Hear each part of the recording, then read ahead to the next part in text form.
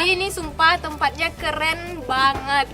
Dan kalian harus kesini nyobain naik apa nih perahu ya? Naik perahu dari awalnya kita dari Masjid Kuala Langsa terus tembus ke Jembatan Kuala Langsa sekitar 30 menit sampai di sini. Keren banget.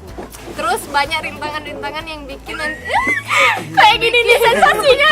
Kalian harus rasain sensasi naik perahu kayak gini. Karena kalau kalian datangnya dari titinya itu nggak ada dapet sensasi yang kayak gini. Sumpah keren banget. Harus nyobain.